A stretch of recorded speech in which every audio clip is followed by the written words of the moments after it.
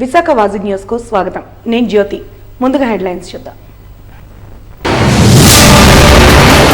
కోల్కతా వైద్యురాలి హత్యాచార ఘటనలో నిందితులను కఠినంగా శిక్షించాలన్న వైద్య సిబ్బంది. విజయవంతమైన 24 గంటల సేవల నిలిపివేత. వైద్య సిబ్బందికి మద్దతుగా నిలిచిన హోంమంత్రి వంగలపూడి అనిత.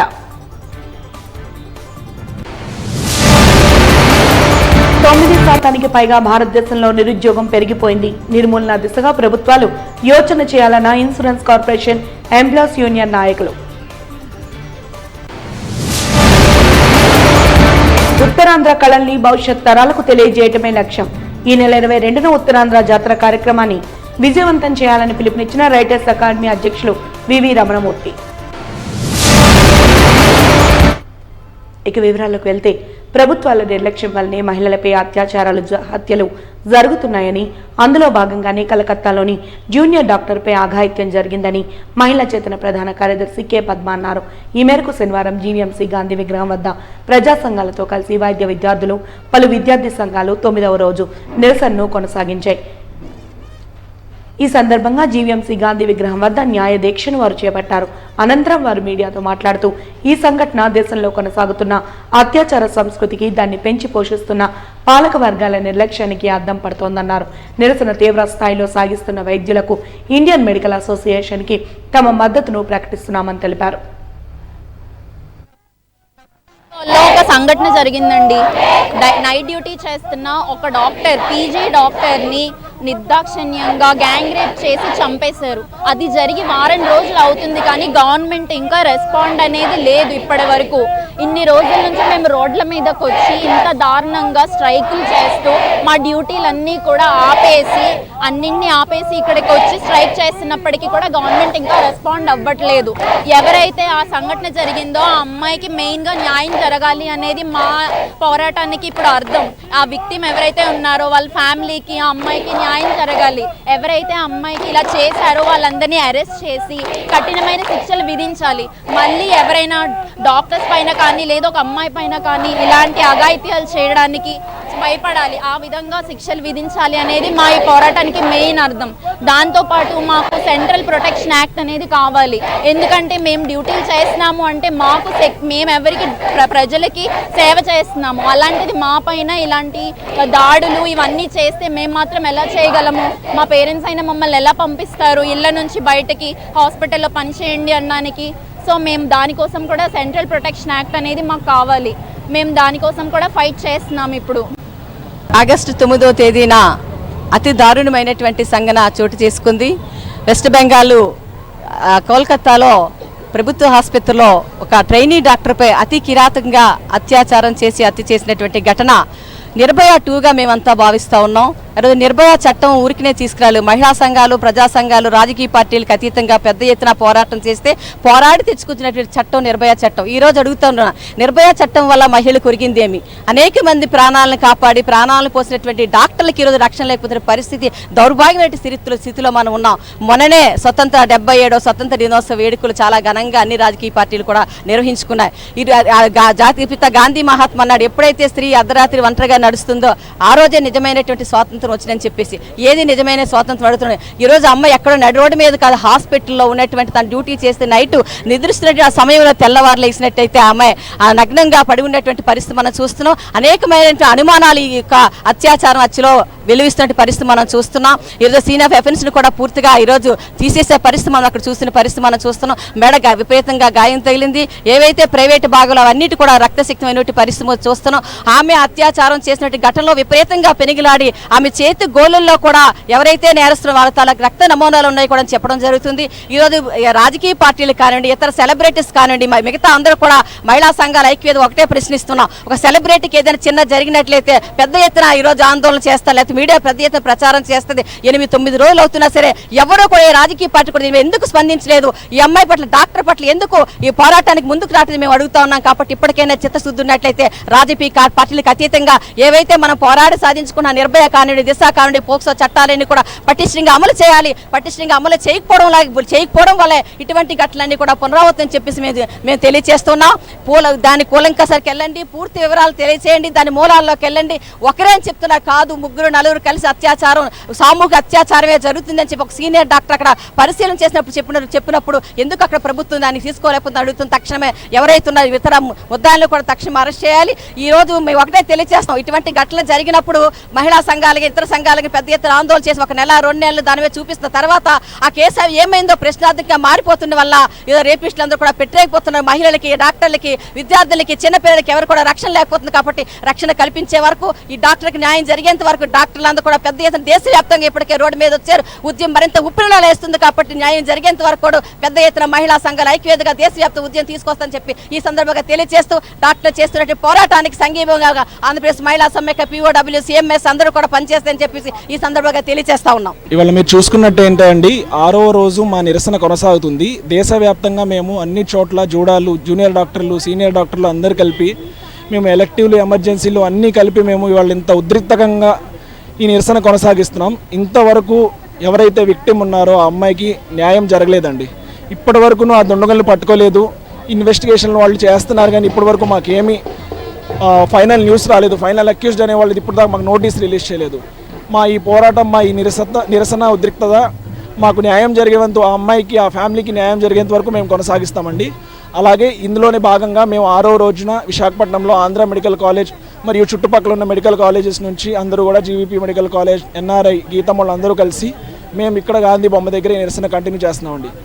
పరిస్థితి ఎంత ఘోరంగా ఉందంటే, మేము ఇంత రోడ్ల మీదకి వచ్చి గొంతులు చించుకొని అరుస్తూ, నిద్ర లేక, తిండి లేక, నీళ్లు లేక ఇలా రోడ్ల మీదకి వచ్చినా సరే మా పరిస్థితిని పట్టించుకొని మా ముందుకు వచ్చి ఇప్పుడు దాకా ఒక్క నాయకుడు కానీ ఎవరు మాతో కలిసి మాట్లాడలేదండి. మాతో కలిసి వాళ్ళ వాయిస్ని రేస్ చేయలేదు. మేము ఒక్కటే అడుగుతున్నామండి, మేము ఇంతమంది ప్రజలకు సేవ చేసి సేవలు ఆపేసి చేస్తున్నామంటే దీని యొక్క ఉద్దేశాన్ని మీరు అర్థం చేసుకోవాల్సిందిగా కోరుకుంటున్నాము. ఎందుకు మీరు రావట్లేదు? ఇప్పటికీ వారం అయింది. ఎందుకు ఒక్కరు కానీ పోస్ట్ కానీ మీ వాయిస్లో, న్యూస్లో కానీ, ప్రెస్ మీట్ కానీ, ట్విట్టర్లో ఒక ట్వీట్ కానీ చేయలేదండి. ఎందుకని మేము ప్రశ్నిస్తున్నాము. ఇంతమంది నాయకులు ఉన్నారు. జరిగింది ఒక చిన్న కథ కాదండి, చిన్న సిచ్యువేషన్ కాదు. ఎలా అయితే ఆ అమ్మాయికి ఆ రేప్ జరిగిందో, మర్డర్ జరిగిందో అది మీరు చూస్తే నిజంగా కన్నీళ్ళు కారుతాయండి. సో ఒక్కటే కోరుతున్నాము అందరినీ, డాక్టర్లు ఒక్కటే కాదు, ఈ డాక్టర్ కంటే ఆ అమ్మాయి ముందు, ఆమె ఒక అమ్మాయి, ఒక మహిళ, మన దేశం భారతదేశపు మహిళ.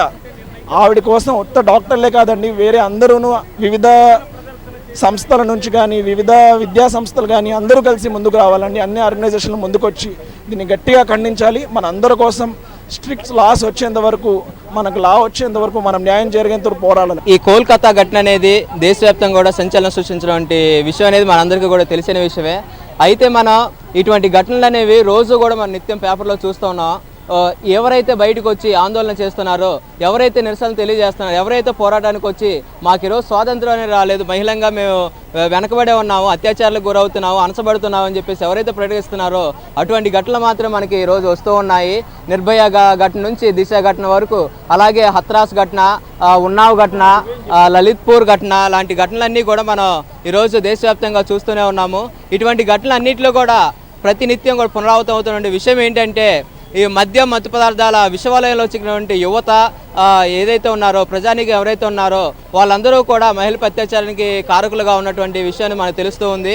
ఈరోజు ఈ కోల్కతా జరిగిన ఘటనలో కూడా అరెస్ట్ అయినటువంటి వ్యక్తి ఎవరైతే ఉన్నాడో ఆయన ఫోన్లో నీలి చిత్రాలు అనేవి కనపడటం, ఇంతకు ముందు కూడా తన బిహేవియర్లో మహిళా ఎంప్లాయీస్ మీద, మహిళా వర్కర్స్ మీద అరాచకాలు అనేవి లేదా దాడులు అనేవి జరిగినటువంటి ఘటనలు అనేవి కూడా చూస్తూ ఉన్నాము. కోల్కతాలో జరిగినటువంటి మౌమిత ఘటన చేసిన అత్యాచారానికి ఇది సామూహిక అత్యాచారంగా ప్రకటిస్తూ కూడా మొత్తం మనకి పోస్ట్ మార్టం రిపోర్ట్ అనేది వెలువడటం అనేది జరిగింది.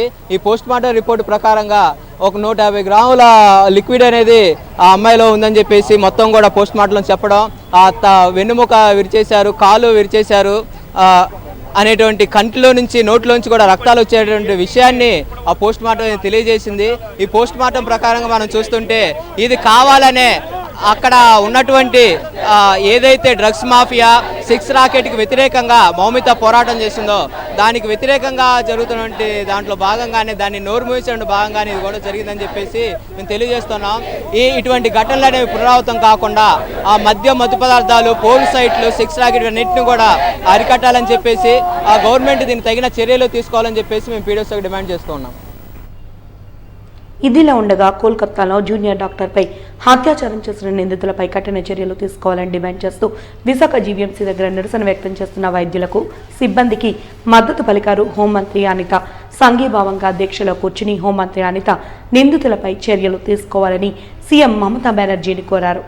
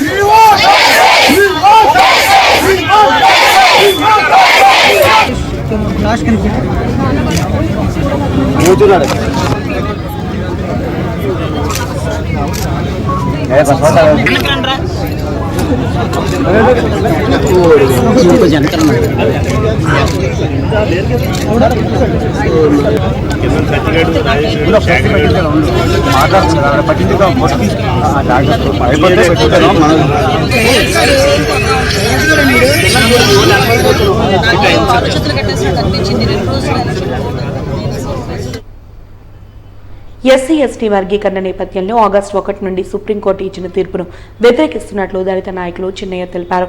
అస్తవ్యస్తంగా రిజర్వేషన్ల కల్పన, ఉపకులాల వర్గీకరణ జరిగిందంటూ గతంలోని వారు చేసిన పోరాటాన్ని వివరించారు. ఈ మేరకు విశాఖలో రాష్ట్ర స్థాయి సమావేశంలో పాల్గొనేందుకు అనేక మంది మాలమాదిగ నాయకులు వచ్చారని తెలిపారు.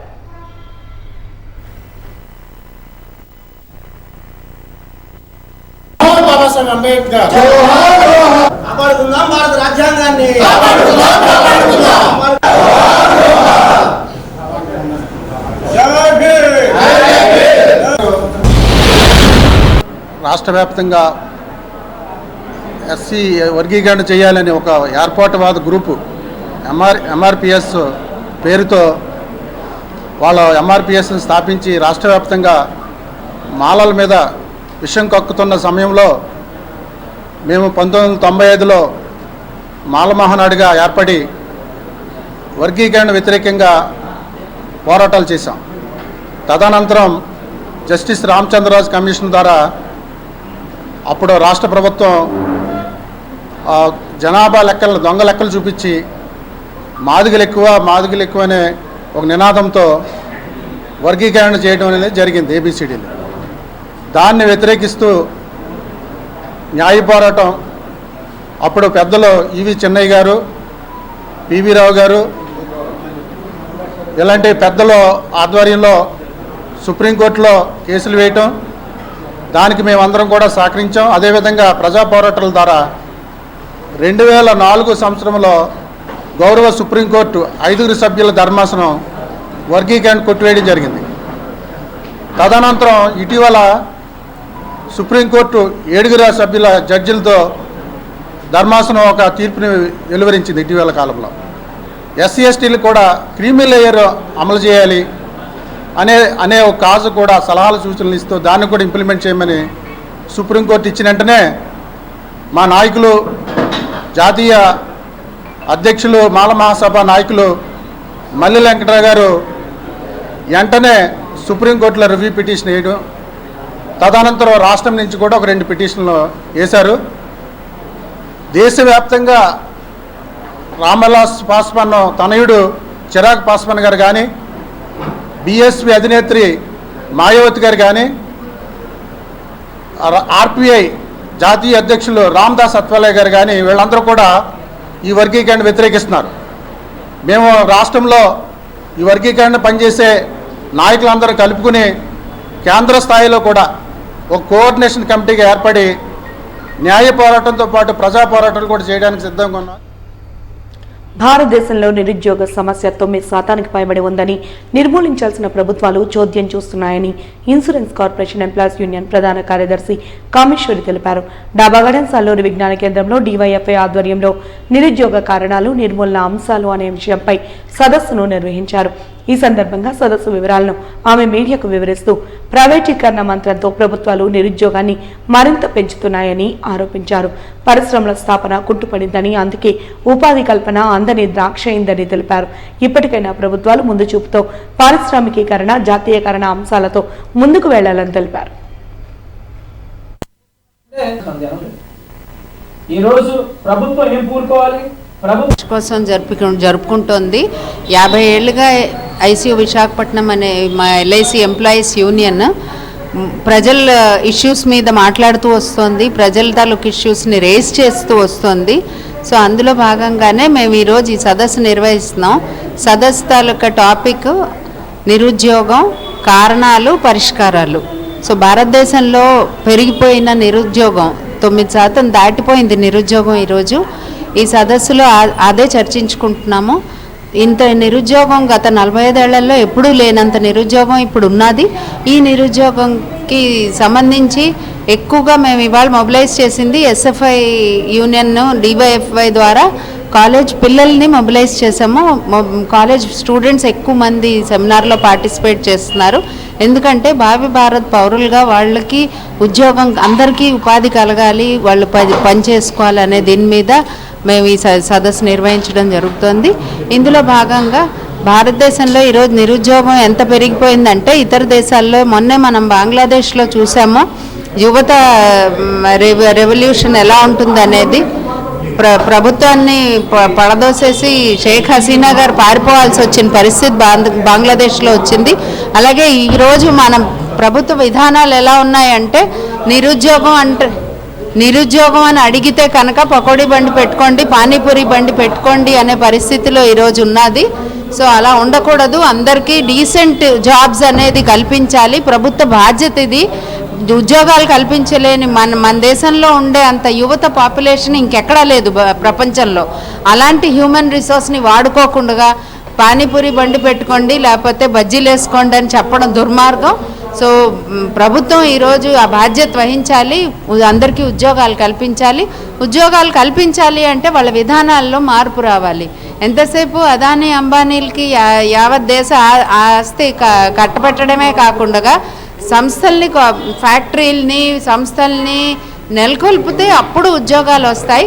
ఫ్యాక్టరీలు ఎప్పుడైతే పెడతారో అప్పుడే ఉద్యోగాలు కలుగుతాయి. కాబట్టి అలాంటి అభివృద్ధి కావాలి మనకి. వికసిత్ భారత్ పేరున బూటకపు అభివృద్ధి మనకు అక్కర్లేదు.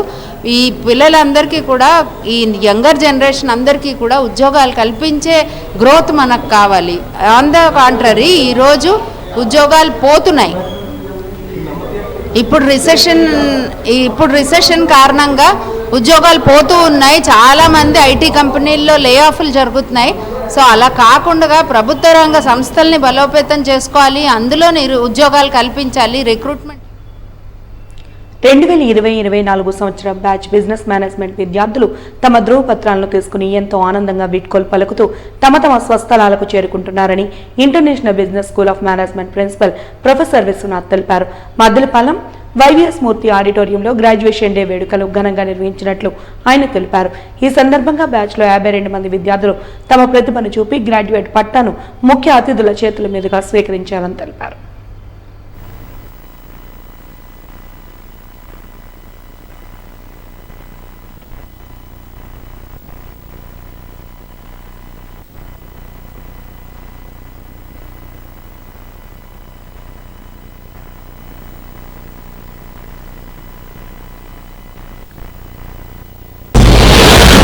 ఇది రెండవ batch 2020-24 batch graduation day celebrate చేస్తున్నాము వైవిఎస్ మూర్తి గారి రూమ్లో.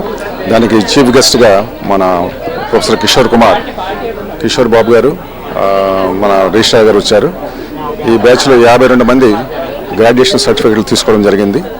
అదేవిధంగా వీళ్ళంతా కూడా గత 4 సంవత్సరాలుగా మాకు ఇన్స్టిట్యూట్లో చదివి వాళ్ళ యొక్క సర్టిఫికెట్లను తీసుకుని ఈరోజు వాళ్ళ యొక్క ఊళ్ళకి వెళ్తున్నారు. అయితే ఇది 52లో కనీసం 12 మంది ఫారినర్స్ కూడా దీంట్లో ఉన్నారు. ఆఫ్రికా, అదర్ కంట్రీస్ నుండి కూడా ఇక్కడ చదువుతున్నారు. వాళ్ళందరూ ఈరోజు సర్టిఫికెట్లు తీసుకొని వాళ్ళ యొక్క ఊళ్ళకి వెళ్తున్నారు. ఈ డేని స్టూడెంట్స్ యొక్క జీవితంలో మరపురాని దినంగా మేము ఇక్కడ సెలబ్రేట్ చేశాం. దీనికి మాకు సహకరించినటువంటి Andhra university vice chancellor in charge Sasibhushan.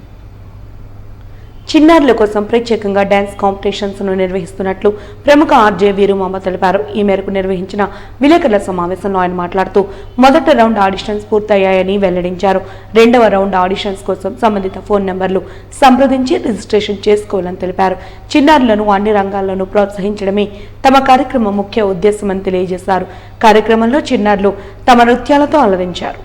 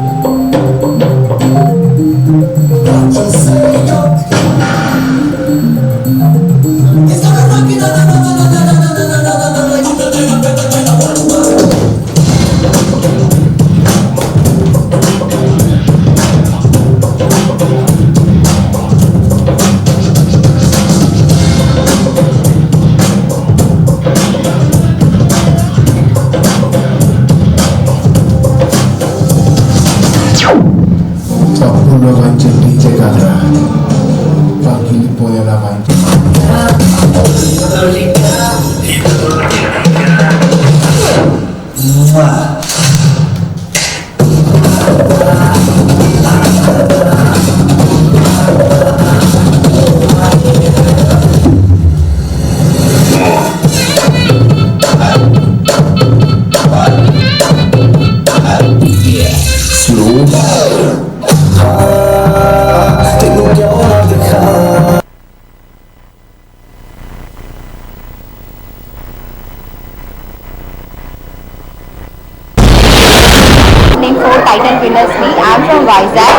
ఈరోజు Vizag school championship program western dance ఆడిషన్స్కి అయితే నేను రావడం జరిగింది.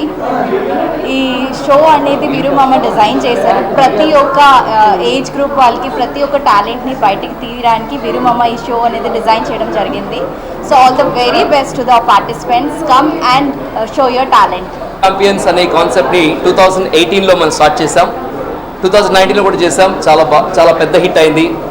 అండ్ కోవిడ్ తర్వాత ఇన్నేళ్ళ తర్వాత మళ్ళీ మనం ఈ సిరీస్ 3ని విశాఖపట్నంలో చేపడుతున్నాం for the all top schools of Vizag. And అలాగే Vizag mega dance contest, Instagram influencer awards juniors, వీటన్నిటిని కలిపి ఒక మెగా ఈవెంట్గా సెప్టెంబర్ 1 విశ్వనాథ్ కన్వెన్షన్స్లో మనం చేయబోతున్నాం. మా ఒక ముఖ్య ఉద్దేశం ఏంటంటే పిల్లలకి చదువుతో పాటు భావ వ్యక్తీకరణ, టోటల్ కమ్యూనికేషన్ స్కిల్స్లో సూపర్గా ఉండాలి. అప్పుడే వాళ్ళు కెరియర్లో కానీ వాళ్ళ ఉద్యోగంలో కానీ ఉపయోగపడుతుంది అని నేను నమ్ముతూ ఉంటాను. మనకి అబ్రాడ్ దేశాలకి ఉన్న ఒకే ఒక తేడా ఏంటంటే కమ్యూనికేషన్ స్కిల్స్. అవి చదువుతో పాటు మిగిలిన వాటన్నిటిలో కూడా ఉంటే కనుక వాళ్ళకు కూడా మంచి భవిష్యత్తు ఇచ్చిన వాళ్ళు అవుతాం మనం. సో అందుకోసమనే ఈ ఈవెంట్లో డాన్స్, అలాగే western dance, creative, fancy dress, top speaker, drawing and అలాగే క్రియేటివ్ డ్రెస్ అనే ఇన్ని విభాగాల్లో ఈవెంట్ చేస్తున్నాం అనమాట. ఎంవీపీ పరిధిలో జరిగిన కొన్ని దొంగతనాల కేసుల్లో నిందితులను అదుపులోకి తీసుకున్నట్లు క్రైమ్ డీసీపీ వెంకటరత్నం తెలిపారు. ఈ మేరకు ఎంవీపీ పోలీస్ స్టేషన్లో నిర్వహించిన విలేకరుల సమావేశంలో ఆమె మాట్లాడుతూ కైలాసగిరి, పెదవాల్తేరు, వెంకోజిపాలెం కాంప్లెక్స్, చిన్నవాల్టేరు పలు ప్రాంతాలలో సెల్ ఫోన్లు బెదిరించి డబ్బులు దొంగతనాలు చేసిన 4 నిందితులను పట్టుకున్నామన్నారు. నిందితులు ఈవెన్ కాలేజ్ ప్రాంతానికి చెందిన వారని తెలిపారు.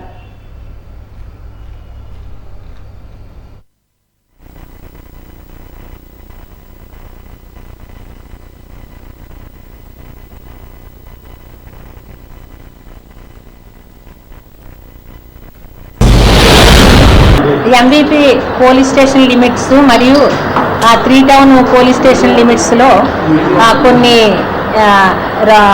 రాబరీస్ అండ్ ఆల్సో హెచ్బి చేశారు.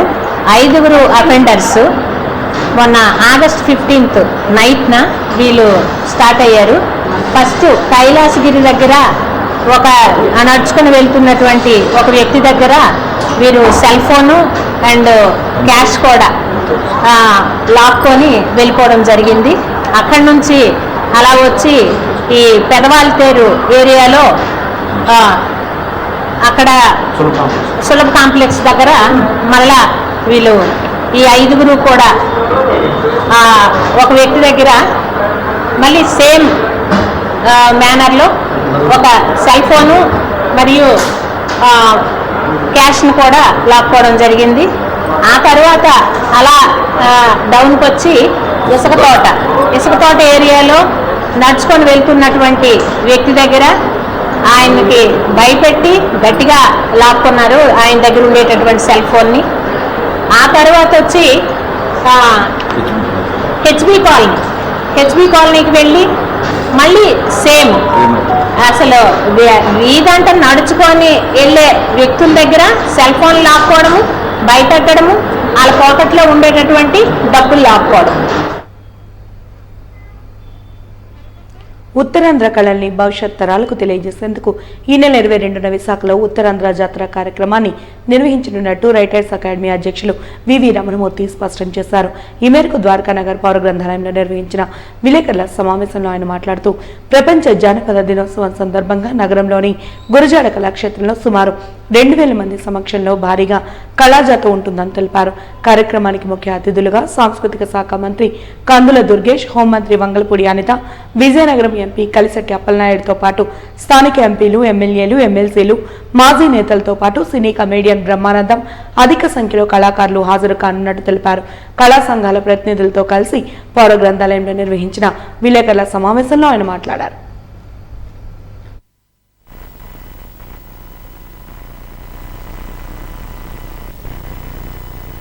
ఈ కళలు మరో చోట అక్కడ లేవు. ఒక కర్రసాము కానీ, కత్తిసాము కానీ, దిమిస కానీ ఇటువంటివి ప్రపంచంలోనే అరుదైన కళలు. ఈ ఉత్తరాంధ్రలో ఉండటం వల్ల వీటిని మేము ఐడెంటిఫై చేస్తే చాలా దాదాపు 50 కళలు వచ్చినాయి. 50లో మనకి కోలాటంలోనైతే దాదాపు 60 బృందాలు వస్తున్నాయి. ఆ రోజు ఆగస్టు 22వ తారీఖు మధ్యాహ్నం 3 గంటలకల్లా ర్యాలీని కళాకారులందరూ ర్యాలీని నిర్వహించాలని నిర్ణయించడం జరిగింది. ఈ ర్యాలీలోనే దాదాపు 3000 మంది కళాకారులు పాల్గొంటున్నారంటే ఈ కార్యక్రమంలో ఎంత స్పందన ఉందో మీరు అర్థం చేసుకోవచ్చు. మత్స్యకార నృత్యం, అలాగే రైతు నృత్యం, అలాగే తప్పటిగుళ్ళు, పులివేషం, విజయనగరం నుంచి పులివేషం, కర్రసాము, కత్తిసాము, అలాగే మహిళల కత్తిసాము, తర్వాత గంగిరెద్దులు, బుడబుడకవాడు, కొమ్మదాసరి, చివరికి పిట్టలతోర, చివరికి ఈ పూర్వం కాలంలో ఉండేది మనకి సోది చెప్పారు. సోది కూడా పెడుతున్నాం. అలాగే కీలుకొరాలు, జంతర్ మంతర్, బుట్టబొమ్మలు, తర్వాత గరగల నృత్యం, జాలరి నృత్యం, ఇలాగా ఉత్తరాంధ్రలో ఉండే అన్నీ చేశారు. ర్యాలీ విశాఖపట్నం బీచ్ రోడ్లోంచి మన సిఎంఆర్ విశ్వప్రియ ఫంక్షన్ హాల్ దగ్గర నుంచి మొదలవుతుంది. అక్కడ నుంచి 1.5 కిలోమీటర్ గురజాల కళాక్షేత్రం వరకు చేరి అక్కడ పాల్గొని కొన్ని ఇవన్నీ కూడా ఏంటంటే కొన్ని వేదిక మీద ప్రదర్శన చేసే టీమ్స్ ఉన్నాయి, కొన్ని కేవలం ర్యాలీ కోసమే వచ్చే టీమ్స్ ఉన్నాయి.